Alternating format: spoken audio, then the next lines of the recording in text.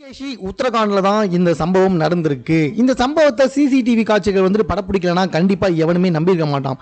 எனக்கு ஒரு டவுட்டு, அது ஆம்பளை மாடா இருந்தா அந்த ஸ்கூட்டரை பொம்பளை மாடுன்னு நினச்சிக்கிச்சா, இல்லைனா அது பொம்பளை மாடா இருந்தா அந்த ஸ்கூட்டரை ஆம்பளை மாடுன்னு நினச்சிக்கிச்சான்னு தெரியல. சும்மா ரோட்ல நடந்து போன அந்த மாடு எதுக்காக அந்த ஸ்கூட்டர் மேலே ஏறி உக்காந்துச்சுன்னு சுத்தமாக புரியவே இல்லை. ரொம்ப வினோதமாக தான் இருக்குது. வாட் எவர், அது கண்ணுக்கு அந்த ஸ்கூட்டர் எப்படி தெரிஞ்சுதோ, ஏறி உக்காந்தது மட்டும் இல்லாமல் தலையை வந்துட்டு அங்கே வச்சிருக்கு முன்னாடி.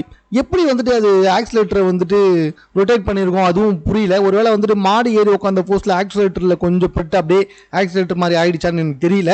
ஸோ அந்த ஸ்கூட்டரில் ஏறி உட்காந்து 2 கால் தான் முன்னாடி இருக்குது, 2 கால் தரையில் தான் இருக்குது. அந்த மாடு வேகமாக ஓட்டு போகுது. ஸ்கூட்டர் பாருங்களேன், கீழே கூட விழல, அப்படியே ஒரே ஸ்ட்ரைட்டாக போயிட்டு ஒரு இடத்துல இடிச்சதுக்கு அப்புறமா தான் நிற்கிது. இந்த வீடியோ தற்போது சமூக வலைத்தில் செம்ம வைரலாக வந்துட்டு போயிட்டு இருக்கு.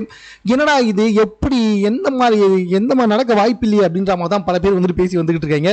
நல்ல வேலை, கண்டிப்பாக வந்துட்டு சிசிடிவியில் வந்து இது ரெக்கார்ட் ஆகலைன்னா யாருமே இதை நம்பியிருக்க மாட்டாங்க சொன்னா. ஸோ இது வந்துட்டு இப்போ சிசிடிவி ரெக்கார்ட் ஆனதுனால இந்த வீடியோ வந்துட்டு ரொம்ப வைரலாக வந்துட்டு பகிரப்பட்டு வந்துகிட்டு இருக்குங்க. ஸோ இது ஒரு காமெடி வீடியோ தான். பட் இருந்தாலுமே மாட்டுக்கு எப்படிங்க அந்த ஸ்கூட்டர் மேலே ஏறி உட்காரணுன்றது தோணி இருக்கும் அப்படின்றது தான் சுத்தமாக புரியவே இல்லை. உங்களுக்கு புரிஞ்சா நீங்கள் கமெண்ட்டில் சொல்லுங்கள். மேலும் இது போன்ற செய்திகளுடன் கூட தெரிந்து கொள்வதற்கு நம்ம சென்னை சேனலை சப்ஸ்கிரைப் பண்ணுங்கள்.